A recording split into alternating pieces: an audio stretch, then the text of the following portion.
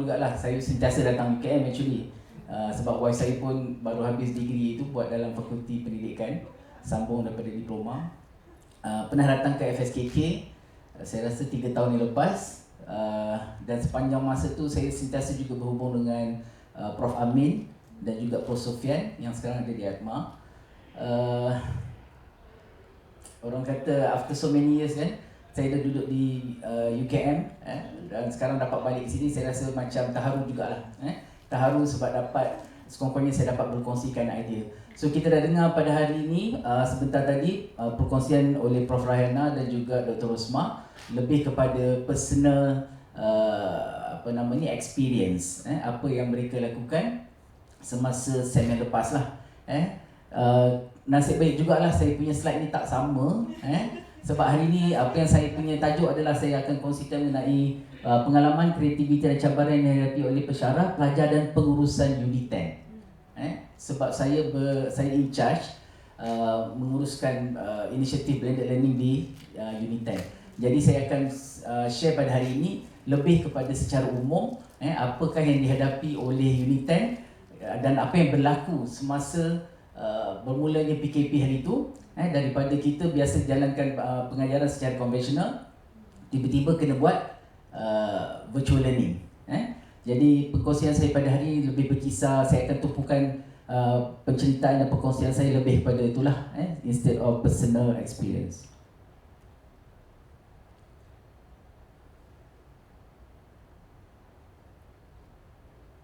Okay. So, pengalaman telah mendewasakan, mematahkan fikiran. Macam pernah dengar tak? Pahit getir yang pernah dilalui. Siapa tahu? Lagu apa ni? Lagu apa? Kumpulan Spring. Nak nyanyi suara tak sedap Tapi inilah dia punya keyword kan. Pengalaman mendewasakan. Betul tak walaupun short term kan, daripada bulan Mac sekarang dah bulan September, lebih kurang 6 months kan. Mematangkan fikiran, pahit getir, astagfirullahalazim, masya-Allah. Especially saya yang bertanggungjawab. For your info, dekat Unit 10 ni kita ada Faculty of Engineering, Faculty of IT, basic lah, computing and computing, Faculty of Computing. Lepas tu kita ada Faculty of Energy, kita ada juga Business, dan COGS lah, College of Graduate Studies. So ada 5 je lah, 5 program utama di Unit 10. Jumlah pelajar dalam 6 ke 7 ribu lebih kurang currently, dan kita ada staff akademik lebih kurang 550 orang. Jadi tugas saya adalah memastikan semua pesyarah membuat virtual learning. Itu satu cabaran yang sangat sukar. Saya dengan tim saya daripada TRC, Dr. Tahara is the director. Saya membantu beliau dengan kawan-kawan saya, ada lebih kurang 8 orang saja dalam satu department, untuk memastikan latihan dan sokongan teknikal diberikan kepada semua staf dan juga pelajar. Jadi itu satu tugas pada saya yang saya rasa berat jugalah. Jadi pengalaman ni memang mendewasakan, walaupun saya rasa ini something yang normal pada saya. Sebab saya daripada saya grad dulu daripada UKM, FTSM. Lepas tu saya sambung master saya setahun lebih under program eksekutif. Unita yang sponsor. Lepas tu saya join Unita. Saya jadi pesyarah di Unita. So Unita was the first virtual university maybe in the world kot at that time, 1999. So 1999 dah ada sistem yang orang kata kalau bahasa pasar gempak gila. One stop center, ada voice at that time, and then disokong oleh pesyarah-pesyarah yang ramai lah. Cuma pada masa tu internet connection tak berapa laju. Yang kita ada waktu tu, masalah dia adalah kita di bangunan di Unita Kelana Jaya, dia punya connection is very fast, tapi student satu Malaysia. Jadi kadang-kadang student duduk dekat tingkat bawah dalam lab, tapi lecturer dekat tingkat 4. So might as well buat face to face kan. So macam it defeat the purpose, and the quality of student yang kita dapat tu is not like apa yang kita nak lah. Jadi that was then Unita. But Unita 3 years with Unita, we are the pioneers. We are the one yang jaga student with the virtual learning and everything, e-learning lah that time. And then I joined OUM as a part-time tutor almost 10 to 12 years juga, helping them and so on, teaching askar-askar di Camp Sungai Besi. Okay, and then I joined Unit 10 2003 up until now 2020. Okay, so in terms of technology wise, saya rasa alhamdulillah saya cukup untuk bagikan latihan kepada staff-staff untuk buat ID, reka bentuk berarahan, pembangunan konten yang bagus untuk kandungan mata pelajaran dan sebagainya lah. Jadi pengalaman memang mendewasakan kita. Okey. Jadi daripada tahun 97 hingga 2016 pembelajaran di Unit 10 berlangsung secara konvensional. Dr. Rosmah tahulah kan. Dia one of the pioneer juga dekat Unit 10 dulu di Muazzam Shah. Okey, dan kita mula daripada tahun 2016 hingga 2020 kita telah start dengan blended learning. Okey, ini adalah salah satu daripada inisiatif yang disarankan oleh pihak TNB. Jadi kita di Unit 10 kita follow kita punya parent company, kita akan buat kita dah start buat blended learning. Okay. So blended learning BL plus conventional, because blended learning hanya sebagai apa? Untuk assist kan, betul tak? Untuk bantu saja. I think kat UKM pun is also the same. Everywhere, satu Malaysia, satu dunia, blended learning is so common. Cuma dekat dalam Malaysia kita ada kita punya level kan, set by MIPTA. Fortunately, is not to say fortunate or unfortunate lah, because we are IPTS kan. So IPTA ada MIPTA and IPTS tak ada bantuan daripada mana-mana. So kita memang bergerak sendiri ikut panduan daripada IPTA. We are not in MIPTA. But cuma lately ni because of the GLU initiative, kita dah combine dah, bergabung tenaga, and we form the GLU Alliance dengan MMU, UTP dan UDKL. Alright, so these four university, the government link university GLUs, we form the GLU Alliance. So by having that, ada banyak inisiatif baru yang berkaitan dengan blended learning lah yang kita dah teroka. Perkongsian MOOC, common courses, micro credentials dan sebagainya lah. And now what is the most current is we are having our ODL program as well in the pipeline juga lah. So tu another headache lah yang akan memberi pengalaman baru untuk buat open and distance learning. Alright. And of course the use of technology, kita ada Moodle, Padlet, Kahoot, Panopto. Have you heard of Panopto? Panopto ni is a paid software, is for recording purposes. So we can have a theatre hall like this. Lepas tu dia ada own video dan automatic recording system. So dia akan boleh record dan terus masuk dalam kita punya cloud services. Okay. So BL at that time was a choice, hanya sebagai suatu pilihan lah. So pensyarah nak buat, tak nak buat tak apa. So we only have a few selected people or pensyarah yang kita panggil sebagai blended learning agents. So ni orang-orang yang terpilih lah. Orang-orang yang terpilih, the BL agents, we have about 39 of them out of those 500 something students. Ni lecturers. So 39 blended learning agents. Before that, kita panggil sebagai pilot courses. So these are the courses yang kena buat blended learning. The rest is optional. But for this 39 BL agent, they have to do blended learning. Okay, sebab kita akan gauge, measure dia punya performance and students feedback and everything, sebab nak kena menjawab pada our parent company, because they have given us budget kan. Kita buat kita punya studio, green screen studio, semua lengkap lah. Alright, so at that time 2016 up until March 2020, BL was just a choice, nak buat lah. And March 2020 tempoh PKP, so tiada kelas fizikal kan. So at that time Unit 10 and the GLUs, kita orang rasa macam do we continue at that time, sebab waktu tu pun dengan KPT semua pun macam ding dong kan, kejap boleh kejap tak boleh. So we made our decision continue.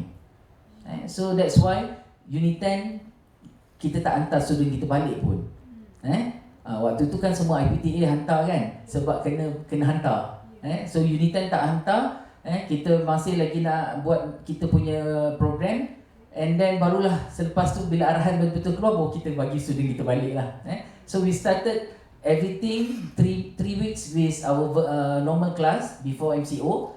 Lepas tu start with MCO, habislah memang jumpa student online. Okay, so no physical class, beralih daripada mode BL ke fully virtual. Okay, so we have synchronous Teams, Webex, Zoom, semua tadi Prof dengan Doktor dah mention kan.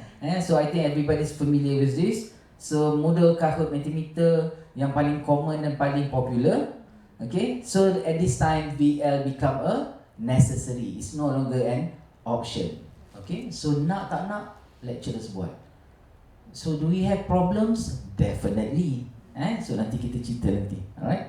So sehingga bila VL ni as a keperluan? Sebab kita dah complacent sebelah ni kan sebelum ni with blended learning.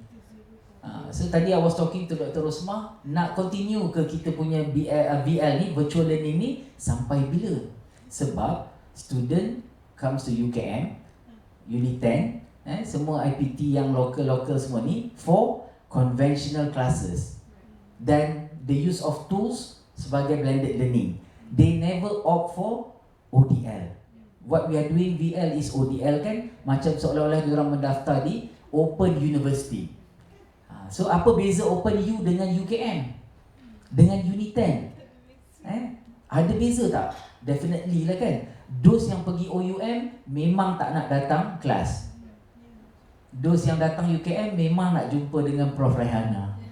Memang wanted to be in the class, to see the lecturer, to see their friends. So itu salah satu cabaran yang pengurusan kena fikirkan, especially the higher management at the ministry level lah. Sebab apa? Sebab berkait dengan fees. Dekat IPTA mungkin tak ada sangat kan, tapi contoh di Unit 10, bila kita perkenalkan student marah. Student marah sebab kita bayar mahal. Kita bayar mahal tapi tak jumpa pensyarah. But it's not our pilihan kan. Kita cuma bagi pilihan pada dia, either you continue or you are free to drop. Tapi kalau drop dah defer 1 sen. And now kalau nak drop lagi defer setahun lah kan, 2 sen. I don't think that student can afford it. Student can afford it. So it is also something yang the management memang pening pada. Macam mana, sebab tu saya nak share about the management kan, on the management side. How do we cater for this? Student nampak lecturer senang dia tak datang kelas, tapi dia tak nampak ada work behind. Yang Dr. Rosmah kena belajar Mentimeter tu tadi kan, tak berapa jam dia go through YouTube kan, nak cari video. Those are the challenges, tapi student tak nampak because they assume kita dah pandai. They assume Prof Raihana with her experience 25 years dah pandai dah guna semua tools. Padahal kita bukan lecturer OUM. Macam saya memang fortunate because I've experienced everything, technology savvy and so on. Daripada degree, daripada belajar dulu with Prof Halimah, Badiuzzzaman and so on kan. So semua memang IT related. Tapi pada lecturer yang ada di FSSK, contoh, ataupun di arts, untuk Faculty of Arts, Faculty of Science, pengurusan perniagaan and so on, maybe it is a little bit more difficult lah. Memang pahit getir tadi tu memang terasa lah. Sebab tu tadi bila tanya the first session kan, macam mana pengalaman, ada yang kata okey, separuh lagi kata tak okey. So it is very subjective. Okay, right. So as a pilihan ataupun keperluan, ini saya pun tak boleh nak jawab lagi. Can you imagine what happen kalau tiba-tiba spike? Lately ni MCO dah naik balik kan, dia punya apa, COVID dah naik 100. Can you imagine in the next 3 months if something happen, orang degil and MCO continue lagi sampai tahun depan, which if you have read everywhere kan, dia kata until 2023 for things to go back smoothly like normal lah. So can you imagine buat this VL next year continuous and so on lah. So tak tahulah macam mana nak cater for student. Maybe at that time student pun dah faham. Cuma in terms of fees, kalau IPTA ni tak apalah kot kan, fees tu cheap, very cheap compared to us 1 sen kena bayar kalau 5 subject dalam almost 10,000. Kalau dekat sini tu saya belajar murah je kan, 1 sen 600 tu. Ambil lah banyak nak pun kan, 600-700. So kalau sekarang ni mungkin dalam 1,000 something kan, kita dalam 10,000 per sem. So kalau with conventional NBL How do we solve that kan?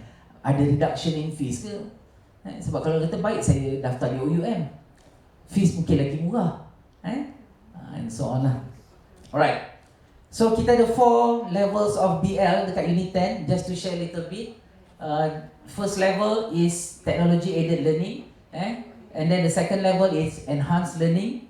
Level 3, tak ada Prof dengan Dr. Rosmah tadi tak ada mention, tapi most of what they have been doing is flip classroom, flip classroom atau flip teaching and learning. And then level 4, at the highest level, we have what we call as adaptive learning. So kalau imagine sekarang kita nak go for level 1, level 2 pun ramai juga yang bising. Resistance is quite high. Imagine kalau semua orang kena buat flip class, structured flip class dengan SLT document dan sebagainya. Dan juga adaptive learning, how to create learning specifically for each student. So different student, we cater for each, and we cater for different individual. So kena ada set punya learning track, learning path, which can be done in Moodle. So this is the highest level of blended learning. So these are the 4 levels that we have at Unit 10, and so far most of the lecturers have been at level 2 and a few at level 3. So about 70-something% is at level 2, about 11% at level 3 and level 4. Okay, so this is how we gauge, a little bit different daripada MITA, but level 2 is equivalent to your 1732. Okay, so all the lecturers, luckily for them, walaupun tak suka ke suka, during the MCO semua dah masuk level 2. So I was quite happy, sebab apa, my journey daripada 2016, giving them training, workshop, bengkel, apa benda semua, become apa dia punya fruit tu during MCO. So starting March semua orang suddenly macam okay je. So there was not orang kata high resistance between lecturers. They know what they need to use. So we are here. This is our timeline. I have to report to TMB. So this is what's happening. We have our LMS platform for flip class. Okay, and then this is dia punya timeline lah. First 7 courses roll out for BL, more than 1,500 students. And what we are having here, kalau kita tengok dekat sini, we are here. Okay, these are the virtual learning punya session. Suddenly tiba-tiba VL lahir kat sini. So this is something like a disruptive period. Sebab kita dah go through very smooth, suddenly tiba-tiba I have to look into virtual learning. So it was really pengalaman pahit lah. Pagi, petang, siang, malam kena come up with documents, guideline, posters and so on to prepare students and lecturers as well. Okay? Right. So what happened? Oleh kerana PKP dilaksanakan tanpa diduga, mod VL telah diperkenalkan. Memastikan semesta tetap diteruskan. So TLC and the colleges bertungkul lumus memastikan mod VL difahami oleh pensyarah dan pelajar. Antaranya, of course, kena kemaskini all the calendar academic. So we were in charge of that. So pensyarah mungkin tak tahu kan. Pensyarah tengok macam alah senang je. The teaching and learning center alah senang je. Tapi dia tak tahu at the back, all the management, DVC semua kan, our TNC, pening kepala. How do we solve this? So they come up with new academic calendar, okay, perkeliling plan tindakan VL during PKP, sebab kita takut dengan kementerian. So kita follow 2 weeks kan, dulu kan dia announce kan 2 weeks. So banyak betul circular keluar. And to come up with this circular, my goodness, tak tidur malam. To ensure the text, the words being used is proper, takut nanti kena legal action dengan student. Kan? You tak kata ni, you tak kata tu kan, kena saman. So it is a very tiring period at the first ni lah, first few weeks tu. So keliling plan tindakan VL, perkeliling prosedur pelaksanaan kuliah secara VL. Sebab lecturer-lecturer ni faham-fahamnya lah kan. You have to give them perkeliling. Kalau tak, dia pun sendiri kata tak cakap pun. Once ada circular, tak boleh cakap apa dah. Dah termaktub. Okay, mengadakan siri bengkel. So Moodle, Teams, teknik-teknik VL. We were using Zoom macam tadilah. 3 minggu guna, lepas tu tiba-tiba security breach kan. Ada orang share benda bukan-bukan lah semua kan, tengah-tengah kelas and so on. So TMB punya action terus stop. So we are not allowed to use Zoom, terus ban at the TMB level, bukan Unit 10. So kita punya ITMS, our IT Multimedia Services, cakap tak perlulah guna Zoom. So kita dah memang subscribe, kami ni pengguna tegar Microsoft. So memang subscribe to Microsoft, memang kata guna Microsoft Teams. So nobody knows how to use it. So saya lah, tuan punya ni juga yang pening kepala, come out juga dengan my team buat dia punya guidelines. Lepas walaupun ada dekat internet, orang cari, orang tak cari. Biasalah lecturer kan. Nama je lecturer kan, seriously saya kan. Boleh tak dapat ni? Padahal you can Google je. Ni yang manja-manja ni kan, tak nak Google, semua nak spoon fed. Lepas tu complain kenapa student spoon fed kan. Lecturer pun sama. Sebab lecturer ada thing to do, itu alasan lah kan. Okay, I'm talking daripada ni kerusi pengurusan lah. Kalau sebagai pensyarah sama lah juga kan. Alright, so penghantaran email. So I have to send, kata every week sampai orang naik bosan je lah. Reminding. Still ada juga glitches. Lecturers yang ambil kesempatan. Ada. Okay, tapi because it's the first time being offered, kita pun tak boleh nak ambil tindakan. Tapi adalah orang yang pandai-pandai menggunakan ayat-ayat ni semua kan. So dia tengok, you tak cakap pun kena buat kelas. That was our mistake. So maybe that is one of the challenges lah. Cabaran yang kita lalui, kita terlupa nak cakap you kena buat kelas online face to face. Kita cuma cakap buat kelas. So dia buat kelas dalam Moodle je. So they put slide, they put all the course material, tapi diorang tak ajar. Ada juga. So it's something that kita terlepas pandang. And of course, ni satu lagi, pada mulanya hasrat dia murni. Kita sediakan kumpulan sokongan untuk student dan juga staff. Tapi lepas tu dia dah jadi macam one stop center. Patutnya is on teaching and learning, tapi diorang tanya segala-galanya. Food court buka tak? And things like that. So sampai satu masa kita dah jadi macam, kita ni dah jadi front desk ni. Kan, kalau tu pertanyaan, benda rabi-rabi, food court buka tak? You punya kolam renang beroperasi? Kan, so it's something, kadang-kadang kelakar, nak marah pun marah juga kan. Tapi terpaksalah jawab elok-elok kan. Klien, especially IPTS kan, klien, we have to take care of our client.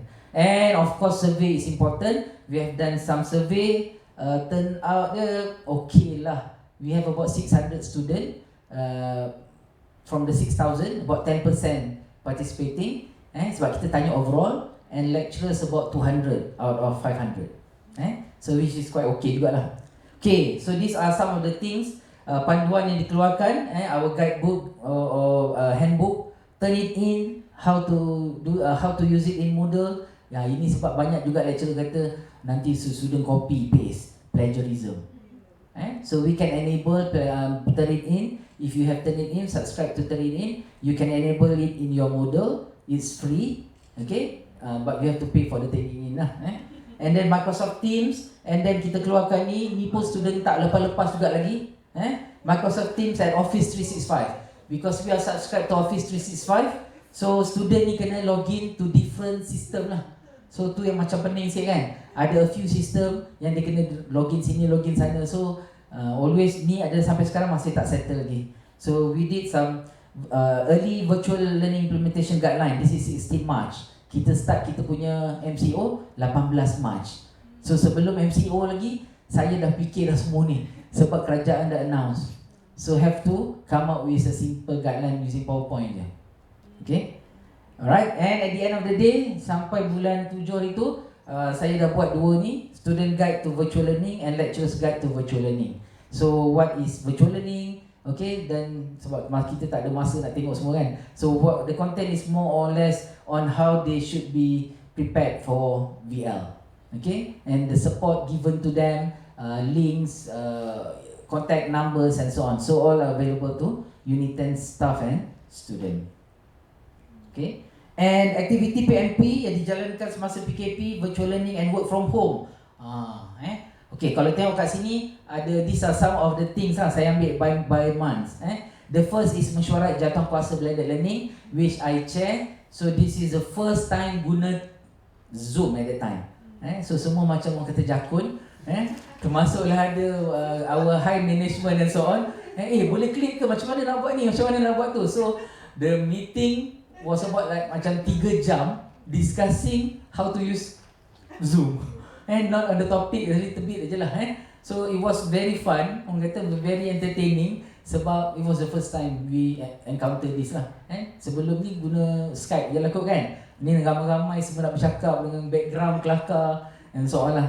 And then kita ada bengkel straight away bulan Mac tu juga dah schedule. Kita buat bengkel dengan UMP, Dr. Gan. This is online, using Zoom juga rasanya at that time. And then kita ada mesyuarat on TLC, April, and also VC. There's a Milo Tiam, something like a kopi tarik or teh tarik session. So kita panggil Milo Tiam session. So what happened? VC buat video conferencing dengan staff. Belajar juga. Untuk apa? This is for academic and also non-academic. The one I'm sure is academic. Untuk apa? Untuk jelaskan pada akademik, tanya khabar, how are you dan sebagainya lah. To show